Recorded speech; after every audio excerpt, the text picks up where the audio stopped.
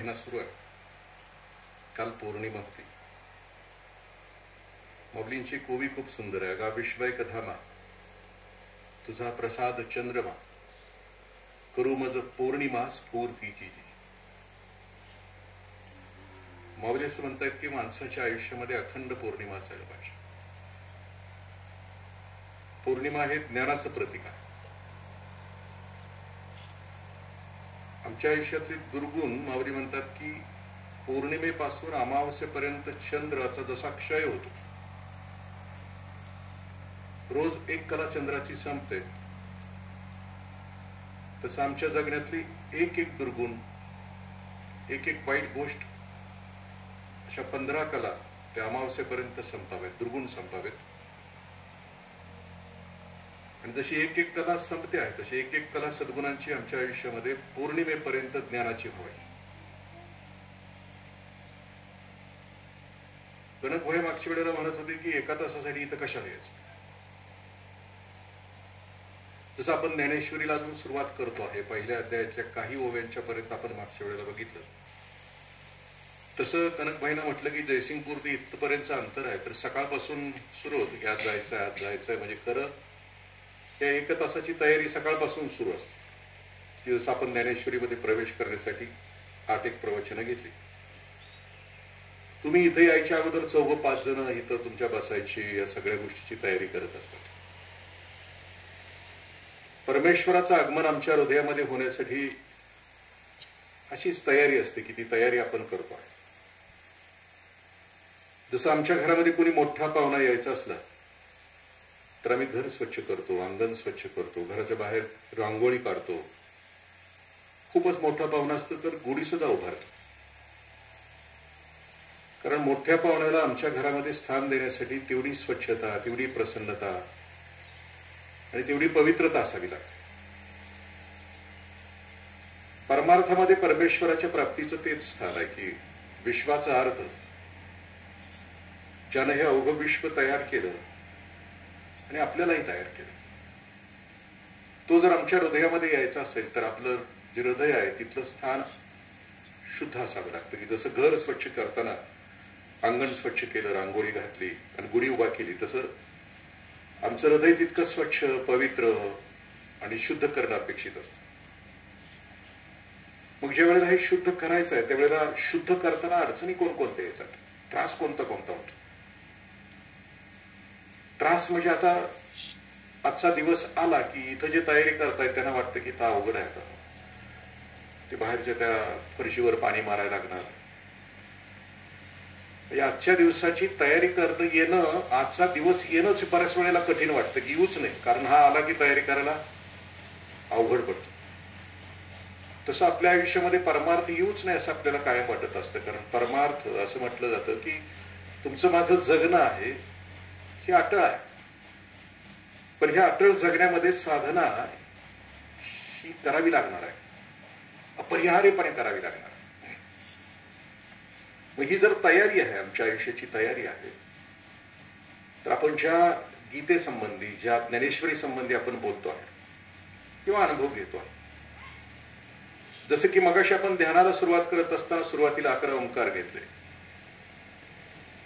मन एकत्र आणण्यासाठी, विखुरलेलं मन एकत्र आणण्यासाठी ते आम्ही ओंकाराचा उच्चार केला आणि एकत्र आणण्याचा प्रयत्न केला. आणल्यानंतर त्या 20 मिनिटांमध्ये ज्या सूचना आहेत, गायडेड मेडिटेशन आहे, त्या सूचनांचं बऱ्याचशा सूचना अजून, म्हणजे आता आपण 8 वेळेला ध्यान केलं आहे आणि आपण प्रत्येक वेळेला असं निश्चय केला होता की घरी युट्यूबवर ते आहे आणि आपण संध्याकाळी सकाळी करायचं असं ठरलं होतं. मला पूर्ण खात्री आहे एकानेही ते केलेलं नाहीये, कारण तेवढी अजून लगान नाही. फक्त कालच एक जण भेटला की काका ज्ञानेश्वरी घेतली, म्हणजे आता प्रगती इतकी स्लो आहे. आणि मग जसं मगाशी आता आपण चिंतन करतो आहे की ते सोहमची साधना करत असताना त्याच्यामध्ये खूप छान ओव्या मध्ये मध्ये मध्ये मध्ये घातलेत.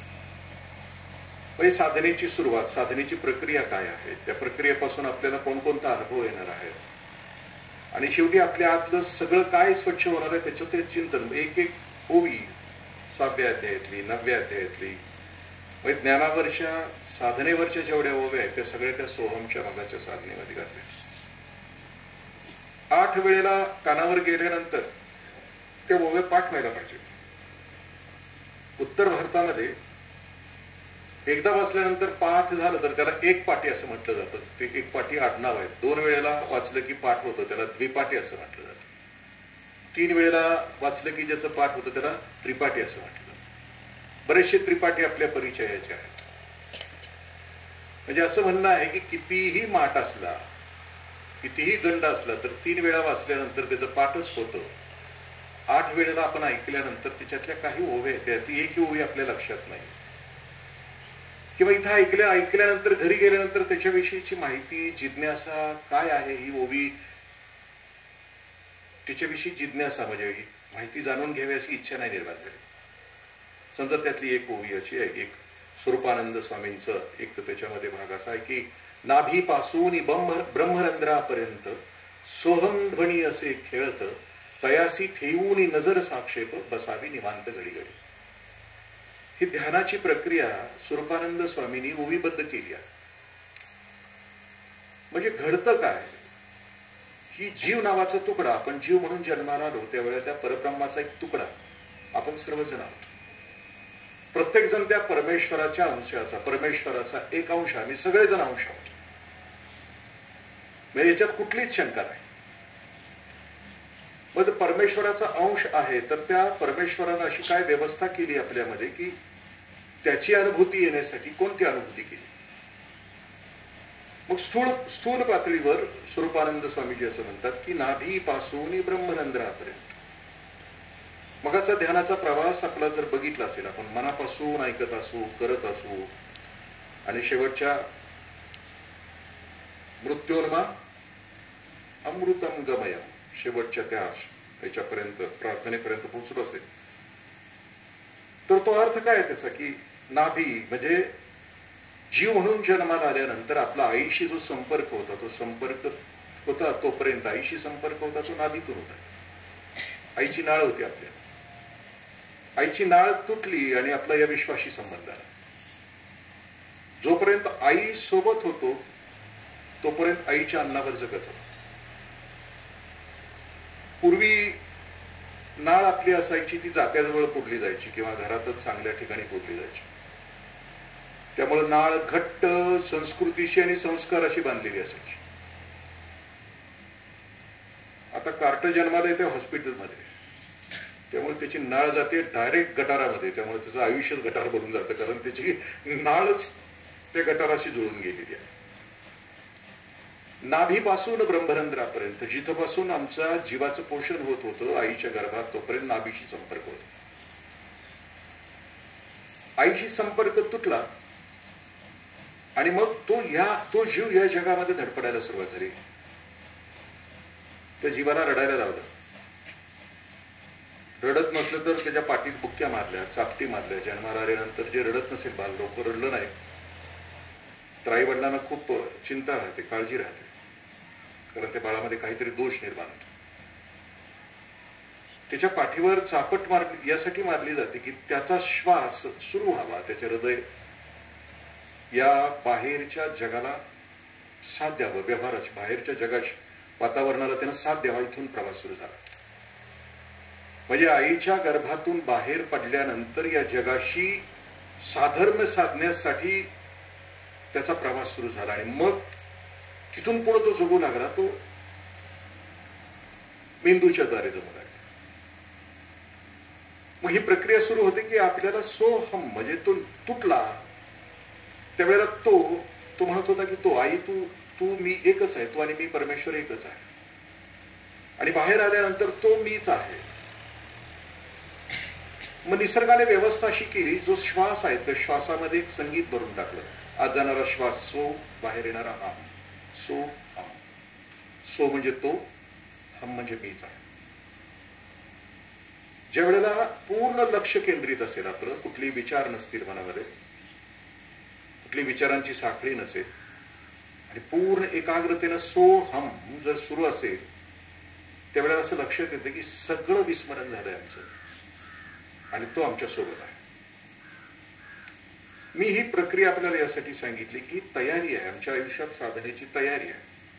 आपण 6व्या अध्यायाला येऊ त्यावेळेला हा पूर्ण अध्याय ध्यानावरचा आहे. याच्यावर अनेक संतांनी पुस्तकं लिहिली आहेत की हा ध्यानाचा प्रवास जो आहे स्थूल शरीराकडून सूक्ष्म शरीराकडे, सूक्ष्माकडून कारण शरीराकडे, कारण करून महाकारण शरीराकडचा प्रवास आहे. तो कसा गीतेला सुरुवात होते आहे, भगवद्गीतेला सुरुवात होते आहे, ती रणांगणावर होते आहे. आणि पहिला अध्याय पूर्णपणाला आहे तो युद्धभूमीवरचा अध्याय आहे. हा प्रवास सुरू व्हायच्या अगोदर म्हणजे गीता यायच्या अगोदर भीष्म पर्वामध्ये ही गीता आहे. महाभारताचे 1,00,000 श्लोक आहेत. 1,00,000 श्लोकामध्ये तुमच्या माझ्या सगळ्या प्रवृत्तींचं दिग्दर्शन आहे. म्हणजे माणूस, आम्ही आत जर डोकावून बघितलं तर आमच्या हृदयामध्ये अनेक प्रवृत्ती आहेत. जन्मापासून मरेपर्यंत जो जीव स्वच्छ आणि पवित्र होत नाही तो या सगळ्या प्रवृत्तीतून प्रवास करतो. आपण कधी क्रोधामध्ये असतो, आम्ही कधी लोभामध्ये असतो, आम्ही कधी द्वेषामध्ये असतो, आम्ही कधी मत्सरामध्ये असतो. अनेक प्रवृत्ती आहेत, अनेक वृत्ती आहेत, थैमान घालत असतात आमच्या हृदयामध्ये. पण या सगळ्या प्रकारच्या प्रवृत्ती महाभारतामध्ये एका एका व्यक्तिमत्वाच्या रूपानं व्यास महर्षींनी उभ्या केल्या. पण हे करत असताना महाभारताला गीतेपर्यंत यायच्या अगोदर सुद्धा महाभारतामध्ये ठाई ठाई तत्वज्ञान पेरलं आहे. जसं मानवी मन, समाजाची अवस्था, समाजाची व्यवस्था याच्याविषयीचं चिंतन आहे, तसं इकडचा प्रवास सुरू व्हावा यासाठी सुद्धा ठाई ठाई काही तत्वज्ञानाची बेट त्या महाभारतामध्ये आहेत.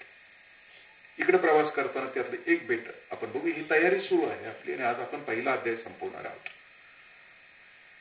महाभारतामध्ये ही 5ही पांडव प्रवास करत आहेत. मी हा प्रसंग यासाठी सांगतोय की याच्यामध्ये दिग्दर्शन आहे. म्हणजे गीतेकडं, ज्ञानेश्वरीकडे जो प्रवास करायचा आहे त्याच्यामध्ये मार्गदर्शन आहे. हे प्रसंग व्यास महर्षींनी गुंफत असताना त्याच्यामध्ये तो भाग, आयुष्य निरंतर सात्विकतेकडे, आयुष्य निरंतर प्रकाशाकडे जाण्यासाठी ही तत्वज्ञानाची बेट त्याच्यात आहे. हे 5 जण प्रवास करत आहेत. मागच्या वेळी आपण बघितलं की 12 वर्ष वनवास आणि 1 वर्ष अज्ञातवास की जो विराट राजाच्या घरी होता. आणि हे सगळं प्लॅनिंग धृतराष्ट्राच्या 2 मुलं दुर्योधन, दुःशासन, शकुनी, मामा यांनी सगळे हे कटकारस्थान केलेलं होतं. आणि त्याप्रमाणे हे अज्ञातवासामध्ये पांडव होते. जंगलाचा प्रवास होता. जंगलामध्ये तहान लागली म्हणून कुंती मातेनं या 5ही पांडवांना सांगितलं, 5ही पैकी धाकट्याला सांगितलं की तहान लागली तो पाणी घेऊन येजा. तो पाणी घेऊन सहदेव पाणी आणायला जातोय. आणि तिथं एक तळ आहे की जे तळ, ज्या तळ्यामध्ये एका यक्षाचा वास आहे. जे लोक अनेक सांगितलेले आहेत त्या लोकांच्या पैकी यक्ष लोक, गंधर्व लोक असे जे आहेत उन्नत झालेले, आपल्यापेक्षा उन्नत झालेला जो जीव आहे, देव कुणाला म्हणायचं की आमच्यापेक्षा जो उन्नत सर्व गुणांनी युक्त आहे, म्हणजे मानव जातीच्या पेक्षा जी उन्नत झालेली जी कुणी आहे व्यवस्था त्याच्यामध्ये देव आहे असं वाटतं. जर आम्ही 3 योनी, आम्हाला असं वाटतं की आम्हाला माहीत असलेल्या 3 गोष्टी आम्हाला माहिती आहेत की देव, दानव आणि मानव. देव या शब्दाचा अर्थ आहे की दीव म्हणजे प्रकाश, जो प्रकाशमान झाला आहे तो देव. पण त्याचं दुर्दैव असं आहे की देव जो होतो तो फक्त पुण्यच भोगत असतो आणि त्याचं पुण्य संपलं की पुन्हा त्याला माणसाचा जन्म मिळतो. त्या तसं एक यक्षभूमी म्हणजे मध्ये एक भूमी आहे, यक्ष गंधर्व, गंधर्व भूमी म्हणजे लता मंगेशकर, अनुराधा पौडवाल किंवा जे उत्कृष्ट नर्तक आहेत, ज्या कला आहेत सादर करतात, ही सगळी गंधर्व नगरीतली माणसं असतात.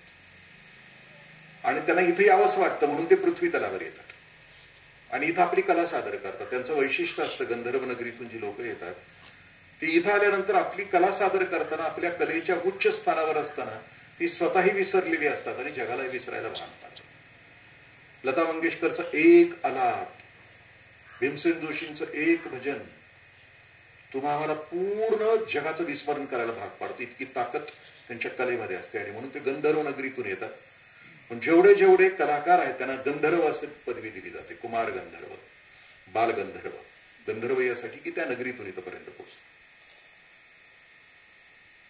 ते यक्षाच्या ठिकाणी सहदेवाला गेल्यानंतर सहदेवाला तो यक्ष काही प्रश्न विचारतो आणि त्या यक्षाची अट आहे की तू माझ्या प्रश्नाची उत्तरं दिलीस तरच तुला पाणी मिळेल, नाही दिलीस तर तुला मारावं लागेल. त्या प्रश्नाची उत्तरं सहदेवाला देता येत नाहीत, नकुलाला देता येत नाहीत, अर्जुनाला देता येत नाहीत, भीमाला देता येत नाही. आणि धर्मराज शेवटी जातो आणि धर्मराज आणि यक्षामधला हा संवाद आहे आणि त्या संवादामधला पहिला प्रश्न आहे त्या यक्षाचा. धर्मराज उत्तर देणार आहे त्याला. त्याच्यामध्ये धर्मराजाला पहिला प्रश्न विचारतो की माणसाच्या जीवनातलं सगळ्यात मोठं आश्चर्य कोणतं? धर्मराज उत्तर असं देतो आहे की माणूस नावाचा प्राणी असा जगतो आहे की जणू मला मरणच येणार नाही. तो असा जगतोय की जणू अमरपट्टा घेऊन जन्माला आला. त्याची चाल, त्याचं बोलणं अहंकारानं डबडबलेलं असतं. त्याला मृत्यूची जाणीव नसते म्हणून तो त्याच ताठपणामध्ये राहतो. मी मागे एकदा बोललो होतो की ज्याला आत्मसाक्षात्कार झाला, जे पूर्ण शुद्ध आणि पवित्र झाले, त्यांचं चालणं, बोलणं, वागणं अत्यंत विनम्र, अत्यंत शुद्ध असतं. जे कृष्णमूर्तींच्या बाबतीमध्ये त्यांच्या चरित्रकारानं असं लिहिलंय की ते इतके विनम्र होते, त्यांच्या बोलण्यामध्ये इतकी मृदुता होती की ते बोलायला लागले की जणू एखादं संगीत, जणू एखादं परमेश्वराच्या राज्यातलं एखादं गायन सुरू आहे असं वाटायचं. इतकी विनम्रता. धर्मराज म्हणतोय की माणूस इतका तुमच्या माझ्या बोलण्यात किती ताट आहे बघा ना. प्रत्येक क्षणाला अहंकार भरून राहिला. जणू विश्वाचा तो अधिपती आहे असं आम्ही सगळेजण, माझ्या सहित सगळेजण. आत्ता सुद्धा माझ्या बोलण्याला दर्प आहे, उग्रता आहे. आत्ता सुद्धा माझ्या बोलण्यामध्ये अहंकार आहे. मी कुणीतरी तुमच्यापेक्षा वेगळा आहे, शहाणा आहे. अशा प्रकारे माझ्या शब्दातून मी तुमच्यापर्यंत येण्याचा प्रयत्न करतो आहे. हे का म्हणून होत आहे की मला अहंकार आहे, मी मरणारच नाही म्हणून तो असं म्हणतो आहे धर्मराज. माणूस नावाचा प्राणी उठल्यापासून झोपेपर्यंत त्याच्या आजूबाजूला पिकलेलं पान गळालेलं बघतो आहे, पिकलेलं फळ तुटून पडलेलं बघतो आहे, त्याच्या पायाखाली चिरडून मुंग्या मरतायत तो बघतो आहे. उठल्यापासून झोपेपर्यंत हजारो मृत्यू माणूस बघतो आहे, तरीही तो असा जगतो आहे की जणू अमरपट्टा घेऊन आला. पहिलं आश्चर्य त्याने सांगितलं, जगातलं सगळ्यात मोठं आश्चर्य. दुसरं तो असं म्हणतो की कपंथा, म्हणजे माणसानं जर असा असेल तर मग कुठल्या मार्गाने जाऊ? जर तो अहंकारानं जात असेल तर त्याला हे सगळं संपवायचं असेल तर कोणत्या पंथानं, कोणत्या मार्गावरून जावं? धर्मराज उत्तर देतो की महाजनो कथा सपंथा, ज्या मार्गावरून महापुरुष चालत गेले त्या मार्गावरून चालत जा. आता आपण चालतोय निदान 15 दिवसातनं हा तास सव्वा तास तरी महापुरुष ज्या रस्त्यावरून निघून गेले, ज्या महामार्गावरून निघून गेले त्या रस्त्यावरून चालावं. असं कपंथा, त्या मार्गावरून चालावं. ज्या मार्गावरून अडाणी अंबानी गेले त्या मार्गावरून चालावं नाही म्हणावं ते आपलं आपण ठरवावं. ज्या मार्गावरून तुम्हाला वाटतं की जे चमकणारे आत्ता दिसतंय त्या मार्गावरून जावं का नको, तर त्याविषयी उत्तर दिसलं की महापुरुष ज्या मार्गाने जातात, वर्षातून 2 दिंड्या आपल्या निघतात, आषाढी आणि कार्तिकी. एवढं मोठं कार्य केलंय माऊलीने. बघा ना की 20 लाख माणसं रस्त्यावरून चालतात.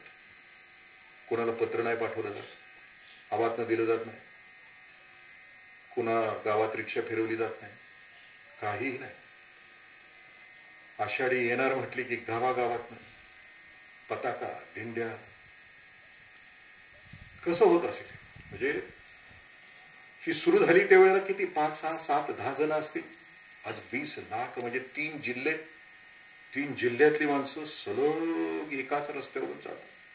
महाजनो गता सपंता, जो महापुरुषांनी मार्ग आमच्यासाठी आखून ठेवला आहे त्या मार्गाने आम्ही जावं. वारकरी संप्रदायाचं सगळ्यात मोठं वैशिष्ट्य कोणतं असेल तर माऊलींनी जो सर्वश्रेष्ठ सिद्धांत आहे. म्हणजे आता आजूबाजूला अनेक संप्रदाय आहेत, अनेक बैठका आजूबाजूला आहेत, पण सगळ्यात मोठा ज्ञानाचा जर पाया कोणता असेल तर तो पाया आहे ज्ञानेश्वर माऊलीने दिलेला.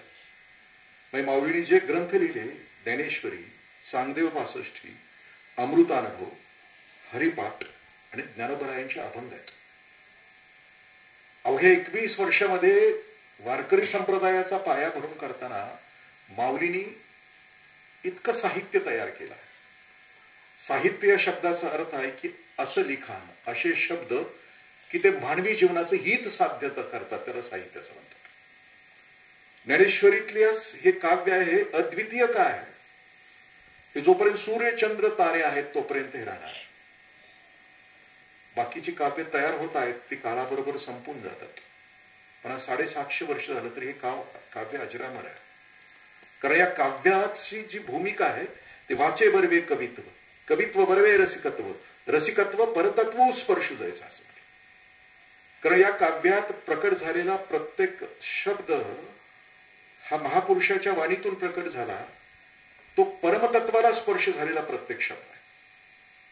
ज्ञानेश्वरीची एक एक ओवी ही 3.5 ओव्या आहेत. त्याच्यामध्ये 3.5 मात्रा आहेत. अकार, उकार, मकार आणि बिंदू 3.5 मात्रा आहेत. कुठल्याही ओवीतला तुम्ही एकही शब्द बाजूला काढू शकत नाहीत, इतकी प्रत्येक शब्दाची त्याच्यामध्ये ताकद आहे. म्हणून आम्ही बरोबर निघालेलो आहोत. महाजनो गता सपंता कदिक. पुढचा प्रश्न तो यक्ष विचारतो आहे की कोणत्या दिशेनं जावं.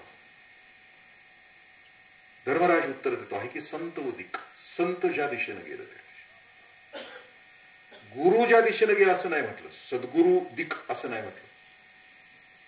सद्गुरु आणि संतांच्या मध्ये खूप मोठा फरक आहे. सद्गुरु संत यासाठी म्हटलं की प्रचंड, म्हणजे जो सद्गुरु प्रेमानं ओथंबलेला असतो त्याला संत असं वाटतं. बऱ्याच वेळेला सद्गुरु एक संप्रदाय निर्माण करतात. माऊली सुद्धा त्या ज्ञानेश्वरीमध्ये असं म्हणतात की हे जे ज्ञान आलं आहे भगवान शंकरापासून ते मी आपल्यापर्यंत पोहोचवण्याचा प्रयत्न केला, पण याच्यामध्ये घरकुल कोणी तयार करू नका, पुढचं स्वतःच घर तयार करू नका, स्वतः वेगळे गुरु होऊ नका.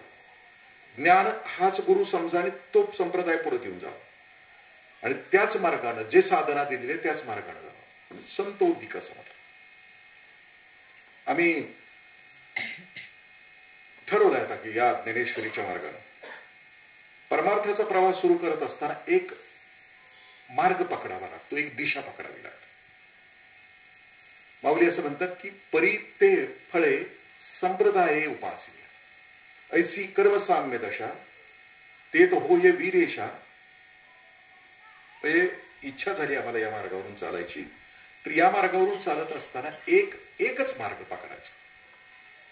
म्हणजे आज ओम शांती, उद्या तूच तुझ्या जीवनाचा शिल्पकार, परवा स्वामी समर्थ दिंडोरी, तेरवा स्वामी समर्थ अक्कलकोट, हा प्रवास नाही चालणार. माऊली म्हणतात की एक दिशा एक मार्ग. मग आता आपण ठरवलंय की माऊलींनी सांगितलेल्या रस्त्यावरून चालायचं. कारण ज्या वेळेला ज्ञानाची भूमिका तयार होते त्यावेळेला एकाग्रतेने तो प्रवास करावा लागतो. मग संप्रदाय आम्ही ठरवला की संप्रदायाचा ग्रंथ ठरले, कारण ते महापुरुष येऊन जगून गेले. ते हयात असताना आपलं भाग्य नव्हतं त्यांच्यासोबत राहण्याचं. म्हणजे त्यांच्यासोबत आपण रेडा जरी असतो तरी आपल्याला त्यांनी बोलवलं असतं. म्हणजे त्यांच्यासोबत असतो तर भिंत जरी असती तरी आपल्याला त्यांनी चालवलं असतं. पण त्यांच्याकडे आपण भिंत पण नव्हतो आणि रेडा पण नव्हतं, हे आपलं दुर्भाग्य. मग ते नाहीत, निघून गेले, तर आता ते आपल्यासोबत त्यांची वाङ्मयीन मूर्ती आहे, तर त्याच्यासोबत चालायचं ठरलं. ग्रंथ एक साधना. म्हणजे या मार्गावरून चालत असताना परी ते फळे संप्रदाय असेल. मग साधना आम्हाला सांगितली नाम, ध्यान, रामकृष्ण हरी विठ्ठल केशव, जे आम्हाला नाम असेल ते नामानं चालायचं पुढे. हरिपाठ सकाळ संध्याकाळी निष्ठेनं, माळ जिनं घातली तरी ते असलंच पाहिजे. आमच्या दिलीप दादाने, आनंद दादाने माळ घातली, हरिपाठ पण त्यांना दिला आहे. प्रवास सुरू झाला की मग ते त्यांना विचारतो मी, हरिपाठ सकाळ संध्याकाळ घेतला का? नाही. मग आम्ही आपलं गाडीत लावतो हरिपाठ. विठ्ठल मात्रा ज्यानं घेतली त्यानं पथ्य पाळायला पाहिजे. ज्यानं दीक्षा घेतली, ज्याने आपल्याला हा प्रवास करायचा, दिशा ठरली आहे, मार्ग ठरला आहे, तर त्या मार्गावरून चालत असताना डाव्या बाजूने चालायचं तर डाव्याच बाजूने चाललं पाहिजे. त्या रस्त्याचे नियम, त्या प्रवासाचे नियम जे ठरलेले आहेत त्या प्रवासाच्या नियमानुसार आम्हाला पुढे गेलं पाहिजे. ज्ञानेश्वरी हा ग्रंथ एक नाम, 2 वेळेला हेड ऑफिसला पंढरीला, आषाढी कार्तिकी नाही जमलं तर 2 एकादशा कुठल्या तरी हेड ऑफिसला, आणि बाकी मग नाही जमत तर गावातल्या आपल्या ब्रँचेस ज्या आहेत त्या प्रत्येक ब्रँचमध्ये गावागावामध्ये आहेत त्या ब्रँचमध्ये 15 दिवसातनं एकदा एकादशी सोमवार हे व्रत सांगितलेलं आहे. हे सगळं आम्हाला साधना म्हणून सांगितलं. आणि आता ज्ञानाचा प्रवास जर करायचा असेल, जसं आपण मागे बघितलं होतं की अध्यात्म विद्येचे दाविलेसे रूप, अध्यात्माची जी विद्या, आमच्या मनामध्ये जे प्रश्न आहेत, असंख्य प्रश्न आहेत. मी कोण आहे? मी जीव आहे. मी त्याच विश्वाचा तुटलेला एक अंश आहे. मी काय करायला पाहिजे? मी पुन्हा ते ईश्वराच्या अंशाला मिळायला पाहिजे. मी कोण आहे? मी काय करायला पाहिजे? आणि माझा शेवट काय असला पाहिजे? माझा शेवट तोच असला पाहिजे की मी तो होऊन, पूर्ण होऊन मरायला पाहिजे. हे सगळ्याचं उत्तर. मग हे 3 गोष्टी, ह्या 3 प्रश्नाची उत्तर आम्हाला मिळाली तर तो प्रवास सुरू करत असताना या ग्रंथामध्ये प्रत्येक गोष्टीचं चिंतन केलेलं आहे. मामासाहेब दांडेकर खूप छान सांगतात की ज्ञानेश्वरीमध्ये 2500 दृष्टांत आहेत, 2500 सिद्धांत आहेत आणि दृष्टांत आहेत. ज्याला संसार सुखाचा करायचा आहे त्यानं दृष्टांत मनापासून अभ्यास करायचा, आणि ज्याला परमेश्वराची प्राप्ती करायची आहे त्यानं सिद्धांत मनापासून करायला पाहिजे. मागच्या वेळेला आपण बघितलं की पहिल्या ज्या ओव्या आहेत, 84 ओव्या आहेत, त्याच्यामध्ये मंगलाचरण आहे, ज्ञानेश्वरीचं प्रयोजन आहे, त्याच्यामध्ये गुरुदेवांना केलेलं नमन आहे. आणि आता सुरुवात होते. आणि आपण धृतराष्ट्र नावाचं पात्र बघितलं. आता 2 पात्र आपल्याला बघायचे आहेत की हे दुर्योधन नावाचं एक पात्र आहे. काही भाष्यकार असं म्हणतात की तुमच्या माझ्या प्रत्येकाच्या हृदयामध्ये 3 पात्र आहेत. तुमच्या माझ्या प्रत्येकाच्या हृदयात एक दुर्योधन आहे, एक अर्जुन आहे आणि एक कृष्ण आहे. कृष्ण आहे तो परिपूर्ण आहे, दुर्योधन आहे तो अंधार आहे, आणि अर्जुन आहे तो प्रकाशासाठी धडपडणार. हे प्रकाश आहे. तुमच्या माझ्या मनात ज्यावेळेस दुर्योधन बळकट असतो त्यावेळेला मी वाईट वागतो. आपल्या हृदयातला दुर्योधनाची ऊर्जा जास्त असते, ताकद असते, त्यावेळेला वाईट वागतो. आपला आवाज वाढलेला असतो, आपल्यामध्ये नको ते शब्द येत असतात बोलत असताना, आमच्या मनाचं चिंतन ते अंधाराचं असतं. आणि आमच्या मनामध्ये ज्या वेळेला अर्जुन असतो त्यावेळेला तो म्हणतो की अरे चुकीचं आहे. आणि मग ज्या वेळेला अर्जुनाला उपदेश करणारा कृष्ण तिथं असतो त्यावेळेला अर्जुनाला पूर्णत्वाकडे घेऊन जात असतो. अर्जुनाची ऊर्जा वाढली आमच्या मनामध्ये की आम्ही कृष्णाकडे जात असतो. दुर्योधन हा कधीच कृष्णाकडे येऊ शकत नाही, दुर्योधन हा कधीच अर्जुनाकडे येऊ शकत नाही. दुर्योधनाचं एक वाक्य खूप सुंदर आहे, भारतकारांनी खूप ते वाक्य लिहिले त्याच्या स्वभावाविषयी. दुर्योधन असं म्हणतो की जानामे निवृत्ती नचमेव प्रवृत्ती, जानामे प्रवृत्ती नचमेव निवृत्ती. दुर्योधन असं म्हणतो की मला चांगलं वागलं की चांगलं फळ मिळतं हे मला चांगलं माहिती आहे, पण माझी चांगली वागण्याची प्रवृत्तीच नाही तर तुम्ही काय करा. आपल्याला सुद्धा सगळ्यांना म्हणजे या पृथ्वी तलावरच्या प्रत्येक माणसाला याचं ज्ञान आहे. दुर्योधन म्हणून ज्ञान आहे आपल्याला, प्रत्येकाला माहिती आहे की वाईट वागलं की वाईट फळ मिळतं, चांगलं वागलं की चांगलं फळ मिळतं. आम्हाला सगळ्यांनाच माहिती आहे, पण आपली प्रवृत्तीच होत नाही. तो आहे दुर्योधन. कितीही महाभारताचं युद्ध संपलं, एकटा शिल्लक राहिला, तो एका तळ्यामध्ये जाऊन लपून बसला. सगळे कौरव मारले, ते सगळेच्या सगळे कौरव मारले. आणि याच म्हणजे दुर्योधन राज्यावर आल्यापासून, राजकुमार असताना राजा झाल्यापासून त्याच्या डोक्यात एकच होता की तो भीमच होता. अखंड आयुष्यभर भीमाचा द्वेष त्याने केला. वारणावतामध्ये असताना तर ते भीमाला असं बांधून त्या तळ्यात टाकलं होतं. भीम परत वर आला. इकडे भीमाचं श्राद्ध सुद्धा केलं होतं पांडवांनी. पण ह्या बरोबर शेवटच्या दिवशी आला, आपल्या श्राद्धाला भीम येऊन पोहोचला. खायला सुरुवात केली, खात होता, इतकं खात होता की सगळं अन्न संपलं. आपल्या श्राद्धातलं अन्न भीमानं सगळं संपवून टाकलं. मग कोणीतरी कुंती मातेला सांगितलं की बाबा एक कोणतरी आलाय आणि ती इतकं खाते की आता ते सगळं संपलंय, आता कोण वाढायला, पुढचं कोण आलं तर वाढायला शिल्लक नाही. कुंती मातेच्या लक्षात आलं की हे आपलंच बाळ आहे, दुसरं कोणी असणं शक्य नाही. मग ती स्वयंपाकघरामध्ये जाते उरलेले जे कळ्या बुंदी पडलेली आहे त्याचा एक लाडू बांधते, तो फक्त पाठवते भीमाला. आणि ते एका लाडवामध्ये भीम त्याची भूक संपते. म्हणजे आईच्या हातच्या एका घासामध्ये भूक शमविण्याची ताकद जी असते आजही, म्हणजे आईच्या हातचं ज्यानं खाल्लंय त्याच्या लक्षात येईल. जगातल्या कुठल्याही 5 स्टार हॉटेलमध्ये खाऊन आलं आणि घरी आल्यानंतर आईच्या हातचा एक जरी घास खाल्ला तर त्या घासामध्ये जेवढी क्षमता आहे भूक भागवण्याची, तेवढी क्षमता जगातल्या कुठल्याच अन्नामध्ये नाहीये आपल्या लक्षात. दुर्योधन शेवटी महाभारत संपते. दुष्टता किती आहे, आयुष्यभर भीमाबरोबर दुष्टता आहे. महाभारतावरचं सगळं म्हणजे त्या भूमीवर सगळी प्रेतं पडलेली आहेत. आणि आता हा सगळ्यांना सोडून एकटाच शिल्लक आहे, पळत पळत जातोय. आणि एका तळ्याच्या खाली स्तंभन नावाची एक योगिक क्रिया, त्या स्तंभन क्रियेनं त्या तळ्यात जाऊन बसतो, खाली लपून बसतो. मग भगवान श्रीकृष्णाने 5 पांडव, आता युद्ध जोपर्यंत दुर्योधन संपत नाही तोपर्यंत नाही ना युद्ध संपत, कारण हे भावकीचं युद्ध आहे. म्हणजे आता हे सांगण्याची आवश्यकता नाही. आपल्यातलं सुद्धा युद्ध कधी संपतं भावकीतलं, की आपल्या भावकीतल्या कोणाचं तरी संपूर्ण वाटोळं झाल्याशिवाय संपत नाही. 5000 वर्षापासून भाऊबंदकीचा शाप या भूमीला आहे, संपलेला नाही. मग हा भाऊबंदकीचा शाप सगळा कधी संपणार आहे, की दुर्योधन संपल्याशिवाय संपणार. हे 5 पांडव तिथे गेलेले आहेत आणि मग सगळेजण त्या दुर्योधनाला शिव्या देत आहेत. भित्र्या, तू क्षत्रिय नाहीस, लपून बसलायस, क्षत्रियानं लपून बसायचं नसतं. जेवढी निर्भत्सना करता येईल तेवढी निर्भत्सना 5 पांडव ते तळ्याच्या वर बसून करतायत. आणि ते दुर्योधनाला राग येते. ते येते तळ्यातनं वर. बुराला की म्हणते, काय रे भिवून नाही बसलो, म्हटले मी क्षत्रिय आहे, जरा दमलो. म्हणले रे 18 दिवस मी खेळतो युद्ध आणि तुमच्या विरुद्ध, म्हणजे सगळे रथी महारथींच्या बरोबर खेळतोय, दमलो असणार आहे ना. इथं प्रवास करून आल्यानंतर आपण सुद्धा दमतो ना, आता संध्याकाळी परत घरी गेल्यानंतर सुद्धा दमणार. तर 18 दिवस युद्ध करतो सलग.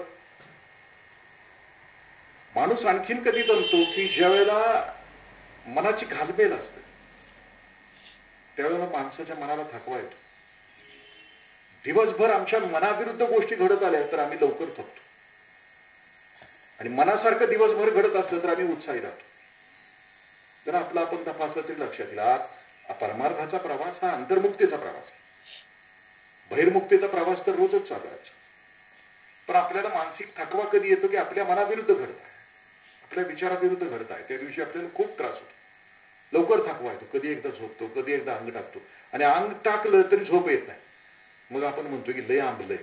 म्हणजे काय आंबलंय काय आपल्याला कळत नाही, पण उगाच म्हणतो. म्हणजे शरीर आंबलंय का मन आंबलंय का काय आंबलंय, आंबलंय शब्द एवढा आपण वापरतो. माणूस आंबतो कधी, की मानसिक थकवा जास्त आला, की मनाविरुद्ध घडलं, व्यक्ती मनाविरुद्ध वागली, परिस्थिती मनाविरुद्ध असेल, घटना मनाविरुद्ध घडली, की त्या दिवशी थकवा जास्त असतो. दुर्योधन म्हणते थकलो होतो रे जरा. 18 दिवसात माझ्या समोर माझ्या बाजूचे रथी महारथी, म्हणजे मृत्यूला समोर जात असताना, मृत्यूमध्ये जात असताना मी बघतोय तुम्हाला, तर मला येणारच ना. शेवटी धर्मराज आहे, तो म्हणतो चल तू मुष्टियोद्धा आहेस ना. धर्मराज सुद्धा बघा भावकी पेटली डोक्यामध्ये, तर धर्मराजासारखा सुद्धा गुणवान राजा सुद्धा म्हणतो की तो अजून संपलेला नाही तुझा, तुला संपल्याशिवाय युद्ध संपणार नाही. चल बोल, 5 जण येत आहे आणि तू सर्वश्रेष्ठ काय त्याला मुष्टियोद्धा आहेस ना. 5तले एकाकडे बोट दाखव म्हणते आणि त्याच्याबरोबर युद्ध कर म्हणते. यातला आमच्या 5तला एक जरी तू मारला तरी तुझं राज्य तुला देतो धर्मराज. तेव्हा भगवान श्रीकृष्णाने कपाळावर हात मारला. म्हणजे हा धर्मराज अख्खं महाभारत ह्या येड्यामुळे घडलं. म्हणजे ते दूतामध्ये हरलं 12 वर्ष ह्याला, म्हणजे इतका गुणवान आहे. भगवान श्रीकृष्ण म्हणतो की जगत असताना अत्यंत गुणवान असणं हे सुद्धा जगण्यामध्ये अडथळा असतं. लईच पुण्यवान असणं म्हणजे भगवान श्रीकृष्ण म्हणतो की माणसानं एवढं वाईट असावं की आपल्याला कोणी गंडवू नये, एवढं तरी वाईट माणसानं असावं. फक्त आता हा वाईट मी आता जो सांगितलेला आहे संदेश, तो प्रत्येक वेळेला जगताना तिथं लागू करायचा नाही. की असं असं प्रवचनात म्हटलं तो, आणि मी तेवढंच वाईट वागलोय. आपला तेवढ्याचा अंश लक्षात येत नाही. भगवान श्रीकृष्ण म्हणतो की माणसानं तेवढं वाईट असावं की कुणी आपल्याला गंडवू नये, एवढं वाईट असावं. आणि म्हणून तो कपाळावर हात मारतोय की आता समजा ह्या दुर्योधनानं जर सहदेवाला नकुलाला जर घेतलं तर एका बुक्कीत मारल ना त्याची. म्हणजे त्याच्या ताकद जी होती दुर्योधनाची ती प्रचंड ताकद होती. पण दुर्योधन पण खरा योद्धा होता, दुर्योधन खरा पराक्रमी होता. म्हणजे तो महाराष्ट्र केसरी किंवा हिंद केसरी होता तर तो हिंद केसरी बरोबरच लागणारा होता, बत्ताशाच्या खेळावर खेळणारा नव्हता. त्याने पण आव्हान दिलं, ते भीमालाच दिलं. म्हणतो की नाही, भीमाबरोबरच खेळणार. प्रत्येक गावागावाच्या कुस्तीमध्ये कुस्ती लावणारी असतात ना ती पंच, ती असं आलं पुढं की त्याचं असं दंड पिचवून बघते ते की नाही. मग ते दंड पिचवून बघितले की त्याला असं हिंडी होते ते असं असं. मग त्याच्या लायकीचा गडी त्याला लावते, मग त्याची कुस्ती होते. तसं दुर्योधन सुद्धा म्हणतो की मला भीमाबरोबरच खेळायचं. आणि कुस्ती सुरू होते दोघांची, मुष्टियुद्ध सुरू होते, युद्ध सुरू होते. मग इतका वेळ सुरू आहे, बघतायत की प्रहरच्या प्रहर गेले तरी दोघं भांडतायत, कुणी कुणाला पाठीमागं हटवायला तयार नाही. भगवान श्रीकृष्णाच्या लक्षात येते की संपूर्ण शरीर त्याचं एका मोठ्या शक्तीनं भरून गेलेला. शेवटच्या दिवशी युद्धावर जायच्या अगोदर गांधारी दुर्योधनाला असं म्हटली होती की तू युद्धावर जायचं आहे ना तर तू माझ्या समोर नग्न ये. कारण गांधारी अखंड आयुष्यभर ज्या दिवशी लग्न झालं त्या दिवशी त्यानं आपल्या डोळ्यावर पट्टी बांधली होती. आणि तिच्या नजरेमध्ये प्रचंड ताकद होती. समजा समोर जो देह येईल तो संपूर्ण देह लोहाचा, अभेद्य करण्याची ताकद तिच्या नजरेमध्ये होती. आणि भगवान श्रीकृष्णाच्या लक्षात आलं जर दुर्योधन असा गेला आणि गांधारीची नजर दुर्योधनावर सगळीकडे पडली तर त्याचा संपूर्ण देह अभेद्य होईल. भगवान श्रीकृष्ण त्या काळातला सर्वश्रेष्ठ राजकारणी आहे, टिकल तो पॉलिटिकल. तो हळूच जातोय दुर्योधनाला, म्हणतो अरे येडाय का, मोठा झालायस तू आता, वय झालंय तुझं, आणि लग्न जायचं असतं का याच्या समोर, घालते. म्हणून त्याला ते घालायला होते, वस्त्र घालायला होते, मांडीपर्यंत त्याला वस्त्र घालायला होते. आता सांगते. आणि मग गेल्यानंतर गांधारी डोळ्यावरची पट्टी काढते आणि ती बघते की हा संपूर्ण नाही ना, अभेद्य नाही करता आला ना, कारण मांडीवर वस्त्र, जांघ्यावर वस्त्र. आणि त्यामुळं जिथं नजर गेली तेवढंच शरीर दुर्योधनाचं अभेद्य राहिलं आणि मांडी झाकली गेली असल्यामुळे ती झाकली नाही. गांधारीनं त्याला हसत हसत विचारलं होतं ग मध्ये तुला कृष्ण वगैरे भेटला, कारण तिला माहित होतं की सगळ्यात खुडील कोण. अखंड आयुष्यभर तो तसा, कारण भगवान श्रीकृष्णाच्या आयुष्याचं प्रयोजनच होतं की अखंड आयुष्यभर दुष्ट समोर आणणं. महायुद्धामध्ये, धर्मयुद्धामध्ये सगळे दुष्ट समोर आणणं, पांडवांना साधन करणं आणि त्यांच्याकडून दुष्टांचा संहार करणं हे भगवान श्रीकृष्णाच्या आयुष्याचं प्रयोजन होतं. आणि मग हरतच नाही म्हटल्यानंतर भगवान श्रीकृष्ण खून करून सांगतो आहे भीमाला की मांडीवर प्रहार, मांडीवर प्रहार. आणि एक असे उड्डाण वर जाती आहे त्यातून दुर्योधनाची आणि तो मांडीवर प्रहार करतो. मुष्टियुद्धामध्ये, गदा युद्धामध्ये कमरेच्या खाली वार करायचा नसतो, ते अधर्माचं युद्ध होतं. आणि त्यावेळेला दुर्योधन असं म्हणतो की खाली कोसळून पडतो, त्याच्या दोन्ही मांड्या फुटून जातात, मांड्या रक्तबंबाळ होतात, त्याला आता उठता येत नाही. आणि तो म्हणतो हे युद्ध नव्हे, अधर्माचं युद्ध. मग भगवान श्रीकृष्णाचं कायमचं वाक्य, तू त्यावेळेला कुठे गेला होता तुझा धर्म, ज्यावेळेला द्रौपदीची अब्रू जात होती त्यावेळेला, तिथं जर तू अधर्म केला असेल तर तुला अधर्मातूनच मरावं लागेल. दुर्योधन हा कपटी आहे, दुर्योधन हा धूर्त आहे, दुर्योधन हा हिंसक आहे, हे दुर्योधनाचं पात्र आहे. आणि आता अर्जुन, हे मागच्या वेळेला मी एक वाक्य असं म्हटलं होतं की रणांगणावर 18 अवक्षेही सैन्य, लाखो सैन्य, जवळजवळ 10 लाख इतकं सैन्य. 10 लाख सैन्यापैकी 10 लाखाची निवड नाहीये केली ज्ञानेश्वरी सांगायला. ते तर जाऊ द्या, या 5 पांडवांच्या पैकी उरलेल्या 4 पांडवांची पण निवड नाहीये केलेली. एकट्या अर्जुनाची निवड केली. याच्या पाठीमागे अर्जुनच का? आमच्या सगळ्यांच्या मनामध्ये प्रश्न निर्माण होतो. महाभारतकार त्याला असं म्हणतात की अर्जुन हा त्या काळातला एकमेव नर होता आणि भगवान श्रीकृष्ण नारायण होता. नर असणं याची चिंता, याचं थोडंसं विश्लेषण आपण पहिल्या प्रवचनामध्ये केलं होतं की जे स्थायिक संपत्ती जमवणारे आहेत ते नर असू शकत नाहीत. अखंड आयुष्यभर इथं प्लॉट, तिथं प्लॉट, तिथं फ्लॅट, तिथं फ्लॅट, स्थायिक व्यवहारिक अखंड आयुष्यभर व्यवहार करणारे नर असू शकत नाहीत. अखंड आयुष्यभर माईक, सत्ता, संपत्ती, पद, प्रतिष्ठामान असणारे नाहीत. याच्या वर उठलेले आहेत तो अर्जुन.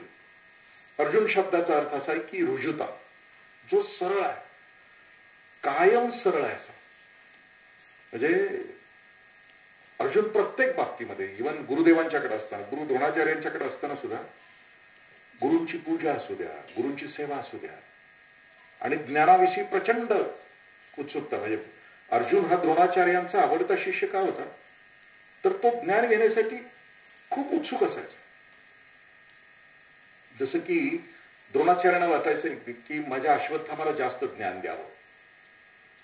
मग सगळे कौरव पांडव पाणी आणायला गेले की त्यांची भांडी कमंडलू दिलं जायचं. कौरव पांडवांना 104 कौरव पांडवांना कमंडलू दिलं जायचं. याला मोठं म्हणजे भांड्याचं तोंड मोठं असणारं भांडं अश्वत्थामाला दिलं जायचं. त्याचं कारण असं आहे की पाणी घेऊन आश्रमापर्यंत यायला बाकीच्या पांडवांना आणि कौरवांना उशीर लागायचा. कारण कमंडोल असल्यामुळे, तोंड बारीक असल्यामुळे पाणी भरायचं नाही आणि त्या आणायला उशीर लागायचा. अश्वत्थामाच्या भांड्याचं तोंड मोठं असल्यामुळे तो चटकन भरायचा, यायचा आणि तेवढा वेळ शिकवायला घालायचा. जास्त वेळ ह्या बाकीच्या राजपुत्रांच्या पेक्षा आपल्या एकट्याच्या पोराला पुत्रस्नेही मोहितो, आपल्या पोराला जास्त शिकवतो. अर्जुनाच्या लक्षात आलं की गुरु पार्सलिटी करतोय. मग अर्जुन बाणानं वरणा अस्त्र वापरायचं तो पाण्याचं आणि अश्वत्थाम्याच्या अगोदर येऊन बसायचं. आणि हे आवडलं द्रोणाचार्यांना. आणि ती विद्या, जी विद्या द्रोणाचार्यांना दिली आपल्या मुलाला, तीच विद्या अर्जुनानं त्यावेळेला आत्मसात केली. कारण द्रोणाचार्य अर्जुनाला आपला मुलगा समजायचे. सगळ्यात मोठं ज्ञानप्राप्तीसाठीची जी गोष्ट आहे की ती एकाग्रतेची गोष्ट आहे. मग ती सगळ्या शाळांच्या मध्ये सगळे गुरुजी शिकवतात की या जगामध्ये यशस्वी व्हायचं असलं तर अवधान, एकाग्रता लागते. ज्ञानेश्वरी मधली पण एक ओवी असे की अवधान एकलेची लीजिये, मग सर्व सुखाशी पात्र होईजे, हे प्रतिज्ञोत्तर माझे ऐका. तुम्हाला तुमच्या आयुष्यामध्ये माऊली असं म्हणतात की सगळी सुख पाहिजे असती तर प्रचंड एकाग्रता पाहिजे. म्हणजे आता मी बोलतोय याची किती एकाग्रता तुमची तुम्हाला नाही. ज्याला ज्याला आयुष्यामध्ये यशस्वी व्हायचं आहे त्याच्या ज्या क्षेत्रामध्ये असेल त्या क्षेत्रामध्ये त्याची एकाग्रता असली पाहिजे. मग ज्या वेळेला धनुर्विद्येची परीक्षा होती त्यावेळेला भास नावाचा पक्षी त्या झाडावर होता. पहिल्यांदा धर्मराजाला उभा केलं, हातामध्ये धनुष्यबाण दिला आणि त्याला विचारलं की त्या झाडाच्या फांदीच्या आड लपलेला भास पक्षी तुला दिसतोय का? धर्मराज म्हटलं दिसतोय. मग तुला आम्ही दिसतोय का? आम्ही बाजूला तुझ्या उभं राहिलोय, आमचा आवाज तुला येतोय का? म्हणजे येतोय. ते म्हणजे ठेव धनुष्यबाण खाली ठेव, तू बाजूला सरक. सगळ्या बाकीच्या 100 कौरवांना विचारलं की भास दिसतोय का? दिसतोय. आम्ही दिसतोय का? दिसतोय. आमचा आवाज येतोय का? येतोय. मग सगळ्यात शेवटी अर्जुनानं हातामध्ये धनुष्यबाण घेतलं आणि त्याला विचारलं भास दिसतोय? ते म्हणजे दिसतोय. तुला आम्ही दिसतोय का? अर्जुन म्हटलं नाही दिसत. आमचा आवाज येतोय का? नाही येत. मग तुला भासाचं काय दिसतंय? भास दिसतोय तर काय दिसतंय? त्या पक्षाचं काय दिसतंय? मग अर्जुन म्हणतोय मला डोकं दिसतंय, फक्त डोकं दिसतंय. द्रोणाचार्य म्हणतात की अवधान एकलीची लीजी. आणि मग अर्जुन त्या भास पक्षाला मारून टाकतो, त्याचं मटकं उडवून टाकतो. अर्जुन भविष्यामध्ये आणखीन 2 गोष्टीसाठी, रुजुता या शब्दाचा अर्थ समजावून घेताना अर्जुनाच्या आयुष्यामध्ये 2 घटना घडलेत. एक आहे उर्वशीची आणि एक आहे उत्तरेची. ह्या दोन्ही स्त्रियांचा तो आपल्या आयुष्यामध्ये नकार देतो आहे. तो सरळ आहे. म्हणजे अर्जुन हा कुंती मातेला इंद्रापासून झालेला मुलगा आहे, इंद्रदेवाच्या पासून झालेला मुलगा. आणि इंद्रदेवाला वाटतं की आपल्याला हा पृथ्वी तलावरचा ह्या मुलाला वर घेऊन यावं म्हणून स्वर्गामध्ये अर्जुन आहे, काही काळ राहिला आहे. आणि त्या नृत्याच्या कार्यक्रमाला बसल्यानंतर ती उर्वशी नाचते आहे. त्याला वाटतं की हा बघतो आहे उर्वशीकडे अर्जुन. तर इंद्रदेवाला वाटतं की याला उर्वशी हवी आहे आणि म्हणून चित्रसेनाकडून तो निरोप देतो आहे आणि ती उर्वशी त्याच्याकडे येते आहे अर्जुनाकडे. तर अर्जुन त्याच्या महालामध्ये आल्या आल्या अर्जुन तिच्या पाया पडतो आहे. तो म्हणतो, हे आई तू कशाला आलीस? तर तो म्हणतो, मी कशी काय आई तुझी? पुरुरवा राजा उर्वशी बरोबर, म्हणजे हा त्याचा जो वंश आहे, पुरुचा वंश आहे, त्या वंशामध्ये पूर्वी पुरु राजाची बायको म्हणून उर्वशी आलेली होती. तिला झालेल्या मुलापासून हा वंश आहे. पण ती उर्वशी सांगते की अरे आम्ही स्वर्गातले आहोत, भोगासाठीच आहोत, आमचं शरीर कापुरापासून बनलेलं आहे, आमचं शरीर दुधापासून बनलेलं आहे, आम्ही कुणाचे नसतो, आम्ही फक्त भोगासाठी असतो. तरी तो म्हणतो नाही तू माझी आई आहेस. मग ती त्याला शाप देते की तू 1 वर्षभर नपुसक होऊन राहशील. राग येतो उर्वशी. मग संध्याकाळी इंद्रदेवाकडे येतो. मग दोघांचं कॉम्प्रोमाइज होतो. मग त्या 1 वर्षाचा जो शाप आहे, तो 1 वर्षाचा शाप तुला वरदान ठरेल की ज्या वेळेला अज्ञातवासामध्ये असाल तुम्ही आणि विराट राजाच्या नगरीमध्ये विराटाचे तुम्ही सेवक म्हणून राहाल, त्यावेळेला तू ब्रह्मणडा म्हणून नर्तकी म्हणून तिथं राहशील. 1 वर्षाचा नपुसकवाताचा जरी तुला शाप असला तरी तो तुला वरदान ठरेल. आणि उत्तरा, विराटाची जी मुलगी आहे उत्तरा, त्या उत्तरेला तू नृत्य शिकवशील, गायन शिकवशील. आणि मग नृत्य गायन शिकवता शिकवता तो विराट राजा सुद्धा म्हणतो अर्जुनाला की आता तू माझ्या उत्तरेला शिकवलंय सगळं माझ्या पोरीला, तर तूच लग्न कर. तर त्यावेळेला तो सांगतो की मी तिचा गुरु आहे, गुरु होतो 1 वर्षभर, मी तिला विद्या दिली आहे आणि गुरु हा वडिलासारखा असतो आणि मी काय तुला देणार नाही. पण तुझी मुलगी उत्तरा ही माझ्या मुलाला करून घेतो. आणि म्हणून अभिमन्यू बरोबर उत्तरेचं लग्न होतं. ह्या 2 घटना ज्या आहेत त्याला रुजुता असं म्हणतात, सरळपणा. आणि या घटनेमुळं अर्जुनाला तो येतो आहे. मग अर्जुनाचा आणि कृष्णाचा आणखी संबंध अर्जुनालाच का सांगितली, तर अर्जुनाचा सगळ्यात आवडता मित्र. पहिली दोघांची भेट झाली द्रौपदीच्या स्वयंवरामध्ये, भगवान श्रीकृष्णाची दोघांची. भगवान श्रीकृष्णाचं पूर्वायुष्य आहे ते पांडव प्रतापाच्या अगोदरचं आहे. हरिविजय ग्रंथ आपण बघितला तर हरिविजयमध्ये वेगळ्या गोष्टी सांगितल्या. पण भगवान श्रीकृष्णाची अर्जुनाबरोबरची जी भेट आहे ती आहे द्रौपदीच्या सरोवरामध्ये. अर्जुनानं द्रौपदीला जिंकल्यानंतर त्या दिवशी रात्री भगवान श्रीकृष्णाची आत्या, ती कुंती माता, आत्याला आणि आत्याच्या 5 पोरांना भेटण्यासाठी त्या दिवशी भगवान श्रीकृष्ण जमतो, एकत्र येत आहेत. आणि इथून पुढचा प्रवास आहे तो महाभारताच्या युद्धासाठी. कारण इथं त्यांच्या आयुष्यामध्ये जो येतो आहे द्वारकेचे राणे पांडवाकडे. आतापर्यंत तो द्वारकेचा राणा होता, आतापर्यंत तिकडं होतं. पण आता इथून पुढे तो पांडवांचा यासाठी झालाय की आता पांडवाला त्याला साधन करायचं आहे, महायुद्ध करायचं आहे आणि महायुद्धासाठी सगळे दुष्ट समोर आणायचे आहेत आणि त्याची तयारी तो करतो. आणि मग भाऊबंदकीचं युद्ध होत आहे. युद्धाच्या तयारी सुरू होत आहे. युद्धाला एकमेकासाठी ललकारलं जात आहे. संजय शिष्टाईला जातो आहे, संजयची शिष्टाई फेल होते आहे. भगवान श्रीकृष्ण जातो आहे शिष्टाईला. त्यावेळेला पण तो सांगतो आहे दुर्योधनाला, धृतराष्ट्राला 5 तरी गावं दे, कॉम्प्रोमाइज. भगवान श्रीकृष्णाला माहित होते ही 5 गावं सुद्धा देणार नाही, पण तरी ते मागतंय कॉम्प्रोमाइज करायचं. दुर्योधन म्हणतोय नाही, सुईच्या आग्रावर असेल तेवढी सुद्धा जमीन मी देणार नाही. आपली भावबंदकी सुरू झाली, भावाभावाची भांडणं झाली की कसं सुरू असते, वर्षभर 2 वर्ष कळवाण, सरस निरस, खालचं वरचं, आपलं होत नाही. बा कधी होती का? पाहुणं रावळं गण गोत कितीतरी बैठका आपल्या होतात आणि मग कधीतरी सामंजस्यानं आपल्या वाटण्या होतात.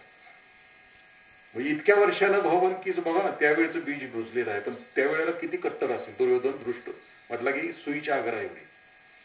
आता पर्याय नव्हता. भगवान श्रीकृष्णाचं सभापर्वामध्ये जे दिलेलं भाषण आहे त्या धृतराष्ट्राच्या समोर अप्रतिम भाषण आहे. म्हणजे एखाद्या राजनीतिज्ञानं भाषण कसं करावं, शत्रूला नामोहरण कसं करावं, त्याच्या हृदयाच्या ठिकऱ्या कशा कराव्या निम्म मारून टाकलं होतं भगवान श्रीकृष्णानं. प्रत्येक रती महारथीला बोलत असताना प्रत्येकाकडे बोट करून सांगितलं होतं की तू कसा आहेस, तू कसा आहेस, तू कसा आहेस, आणि तू असा असल्यामुळे तू संपणार आहेस. म्हणजे प्रत्येक महारथीचं युद्ध, कारण प्रत्येकाचा शेवट भगवान श्रीकृष्णाला माहिती, आणि तो असल्यामुळे सगळ्यांचं खच्चीकरण त्या सभागृहामध्ये त्यानं केलं. युद्ध आता सुरू झालं. सगळ्यात महत्वाची घटना अशी घडते की आता युद्धामध्ये त्यावेळेला आपल्या बाजूला राजे महाराजे मिळवण्यासाठी कौरव पांडव निघाले होते. प्रत्येकाकडे जे आपल्या बाजूला ह्यो आला पाहिजे, आपल्या गटात आला पाहिजे. आपल्या गटात आणण्यासाठी सगळ्यांची धडपड सुरू होते. राजे महाराजे मिळवत होते.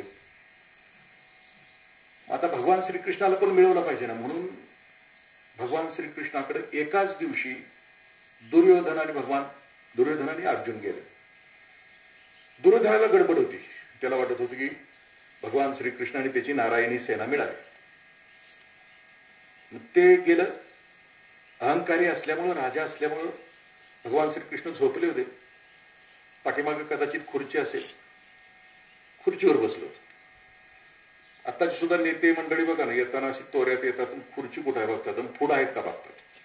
अहंकारानं टिचून भरल्यामुळं त्यांना मागून मान हवा असतो, ते मागं बसतच नाही. तसं ते दुर्योधन राजा असल्यामुळे मागं बसले. अर्जुन सेवक होता, अर्जुन विनम्र होता, अर्जुन प्रेमळ होता, अर्जुन मित्र होता, अर्जुन दोस्त होता. अर्जुनाला जीवनाचं अखंड आकलन होतं, तो सरळ होता. तो आराम भगवान श्रीकृष्णाच्या पायाजवळ बसला. आणि त्याला माहित नव्हतं का हे दोघं येणार आहेत?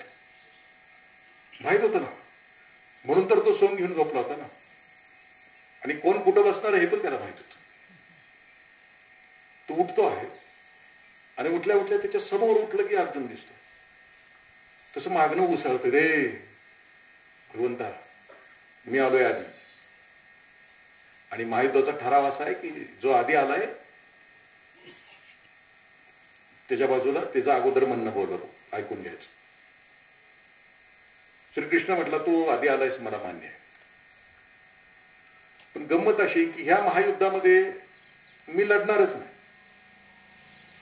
मला नाही लढायचं. पण मी एक गोष्ट करणार आहे की माझी नारायणी सेना आहे.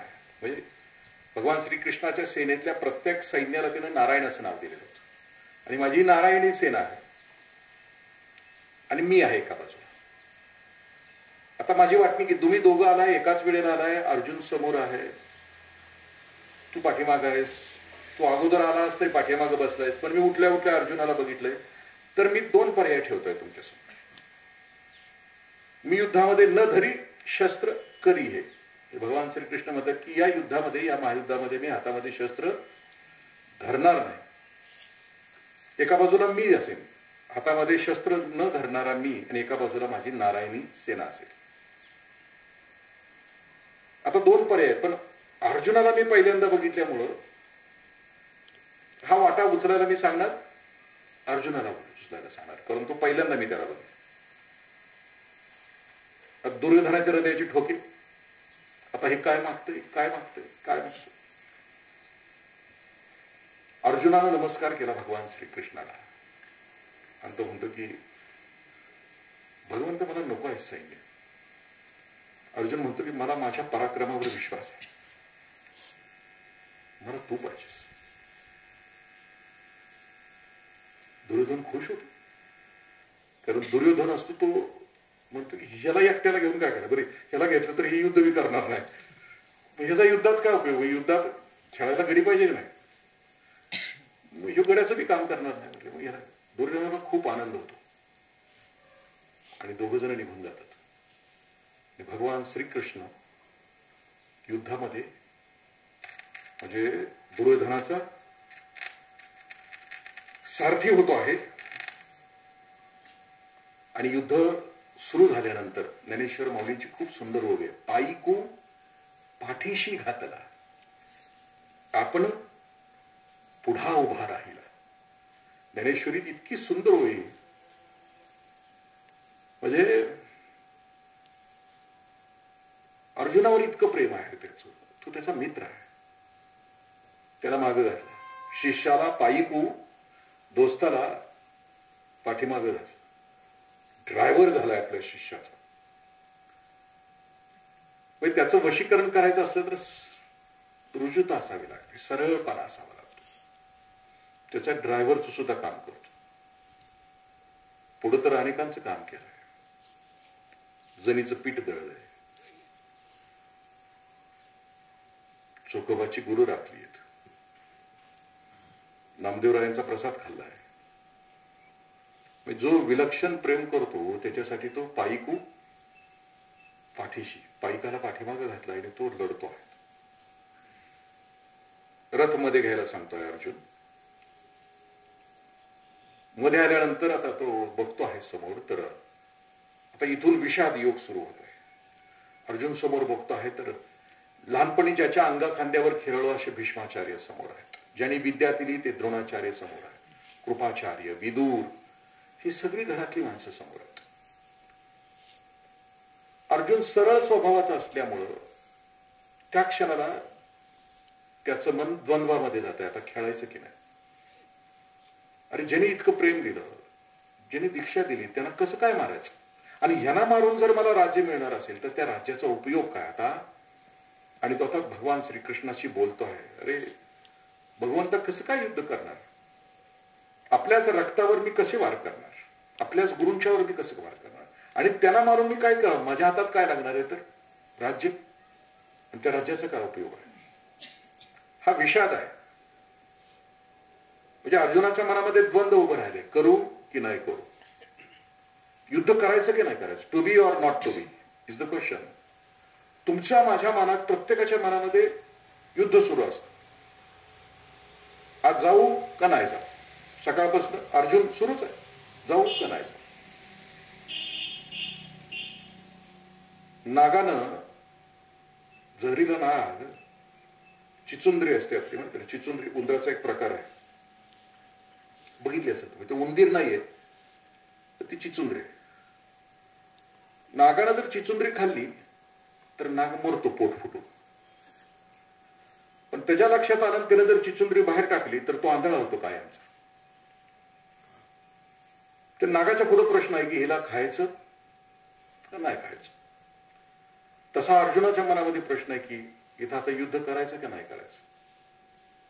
मग तो खूप गप्पा मारतोय अर्जुन भगवंताशी, नाही करायचं म्हणतोय. मग अर्जुन तो सांगतो आहे, म्हणजे माणूस एकदा मनाने विकलांग झाला की तत्वज्ञानाचा आधार घेतो. मग तो तत्वज्ञान म्हणतो की युद्ध झालं की पुरुष मंडळी मरतील, मग स्त्रियांच्या मध्ये संकर होईल, मग व्यभिचार माजेल, कुळाचा नाश होईल. म्हणजे युद्धाचे जे दुष्परिणाम आहे त्याची तो गणती करतो की युद्ध झालं तर काय होतं. जसं की राजस्थानमध्ये पूर्वी जोहार व्हायचं. युद्धावर गेले योद्धे आणि लक्षात आलं की आपल्या गावचे सगळे योद्धे मरून गेले तर त्या गावातल्या स्त्रिया जोहार करायच्या. म्हणजे कॉमन काय त्याला म्हणायचं आपण, एक चिता रचायची आणि त्या चितेमध्ये त्या गावातल्या ज्यांचे पती संपले ते सती जायचे, सगळ्यात सती जायचे. त्याला जोहार असं म्हणाले. का तर कुलक्षय होऊ नये, का तर व्यभिचार माजू नये, आणि म्हणून त्या गोष्टीसाठी तिथं व्हायचं. तसा अर्जुन म्हणतो की होईल. मग काय अर्थ आहे, मग काय अर्थ आहे, मग असं राज्य कमवून काय. माणूस दुबळा होतो. तुम्ही आम्ही सुद्धा ज्यावेळेला दुबळे होतो ना त्यावेळेला तत्वज्ञानाचा आधार घेतो. लय म्हणजे आपल्याला करायचं नसली ना गोष्ट, मग असं असतंय का कुठं, तसं असतंय कुठं, हे चांगलं नाही ते चांगलं नाही. दुबळा माणूस तत्वज्ञानाचा आधार घेतो. भगवान श्रीकृष्णाला मनात न राग येतो, ही लोक क्षत्रिय आहे, युद्ध करायचं सोडून काय बडबडायला लागले. आणि हा अध्याय संपेपर्यंत अर्जुन आपली बाजू मांडतोय. तो विकलांग झालाय, त्याचं शरीराचा थरकाप झालाय, त्याच्या हातातलं त्याचं गांडीव धनुष्य गळून पडलं आहे. माणसाच्या मनाचा परिणाम शरीरावर होतो. तुम्ही आम्ही सुद्धा ज्या वेळेला घाबरतो, तुमच्या माझ्या मनामध्ये सुद्धा ज्या वेळेला एखादं विकृती येते त्यावेळेला तुमचं माझं शरीर थरकाप. माणसाला हार्ट अटॅक येतो म्हणजे काय होतं, मनाचा परिणाम शरीरावर. आणि मग भगवान श्रीकृष्णाच्या मनामध्ये येते की आता ह्याला काय करायचं, आता ह्याला कसा समजून सांगायचं, याच्यामध्ये आता कसा बदल करायचा. पहिला अध्याय हा माणसाच्या मनावर आहे. की जे माणसाचं मन द्वंद्वात्मक आहे, की जे माणसाचं मन क्षणभरामध्ये दुर्योधन आहे, क्षणभरामध्ये अर्जुन आहे, की जे माणसाचं मन म्हणजे पतित होत आहे, दानवाकडे जात आहे, ते मन कधीतरी देवाकडे जात आहे. दानव, देव, दुष्टावा, चांगुलपणा, दैवी गुण, असुरी गुण, माणसाच्या मनातली सगळी द्वंद्व आहेत. त्या सगळ्या द्वंद्वाचं प्रतीक ह्या अध्यायामध्ये माऊलींनी पहिल्या अध्यायामध्ये भगवान श्रीकृष्णाने अर्जुनाच्या रूपानं बुद्धीमधलं सांगितलेलं. आमच्या दृष्टीने आता इथून पुढचा प्रवास आहे. आता सुरू होतोय, दुसरा अध्याय सुरू होईल. बुद्धी योग आहे, सांख्य योग आहे. त्याच्यामध्ये आता तो तत्वज्ञान सांगत असताना का करायचं आहे तुला, तुझ्या बुद्धीचा कसा वापर करायचा आहे, बुद्धीचे प्रकार किती आहेत आणि त्यातली कुठली बुद्धी तुला तुझ्या आयुष्यामध्ये संपन्न करायची त्याचं चिंतन पुढच्या अध्यायामध्ये केलं. पुढच्या अध्यायामध्ये मागचं रिपीट करतो. चुकून ज्ञानेश्वरी घ्यावीशी वाटली तर घ्या, चुकून पुढच्या 15 दिवसामध्ये एखादी ओवी वाचायची असली तर वाचा, नाहीतर हे तर आहेच. क्षणभर संगतीचा प्रताप मोठा असतो. राजा झाडाखाली बसला आहे, झोपला आहे आणि त्याला दिसतं आहे की वर कावळा आहे आणि कावळा शिकला आहे. राजाला राग येतो आहे, तो उठतोय, राजा धनुष्यबाण घेतो आहे आणि त्या कावळ्याला टिपतो आहे. बाण कावळ्याला मारतो आहे पण खाली राजहंस पडतो आहे. राजा आश्चर्यचकित होत आहे. त्या राजहंसाला विचारतोय, अरे तू कसं काय, मी तर कावळ्याला बाण मारलं. तो म्हटला, क्षणभरासाठी मी कावळ्याजवळ बसलो, एकच क्षण बसलो तर मला मरण प्राप्त झालं. क्षणभराची कुसंगती सुद्धा आयुष्यात मृत्यूकडे घेऊन जाते. आम्हाला जर सुरू करायचा आमचा प्रवास तर वाचावी ज्ञानेश्वरी, डोळा पाहावी पंढरी, ज्ञान होय अज्ञानाशी. आम्हाला ज्ञानाचा प्रवास सुरू करायचा. भाग्यशाली आहोत आम्ही. बघा ना किती प्रसन्न वातावरण आहे. अश्विन आहे, महिना आहे. आता खरं तर युद्धावर जायची तयारी असते. म्हणजे खरं तर विजयादशमीच्या नंतर युद्धावर, कारण पाऊस पडून गेलेला असतो, रस्ते वाळलेले असतात आणि मनामध्ये उत्साह असतो. खरीपाचं पीक निघून गेलेलं असतं आणि या उत्साहामध्ये युद्धासाठी जायचं असतं. पण युद्धाचे परिणाम खूप खूप वाईट असतात. आता युद्ध सुरू आहे जगामध्ये, हमास आणि इस्रायलचं. तुम्ही बघत असाल शहराच्या शहर ओकीबोकी झालेत. 10-10 लाख माणसं रस्त्यावर आलेत. चिमुरडी पोरं आहेत. जगणार कशी? एका माणसाचा अहंकार, माणूस नावाची जात कुठपर्यंत घेऊन जाऊ शकते. दुर्योधन नावावर एक माणूस की ज्याच्या अहंकारासाठी महायुद्ध झालं. शेली असं म्हणतो की युद्ध हे रक्तरंजित राजकारण असतं आणि राजकारण हे रक्तविरहित युद्ध असतं. भारतात जे चालू आहे ते रक्तविरहित युद्ध चालू आहे आपल्या आजूबाजूला.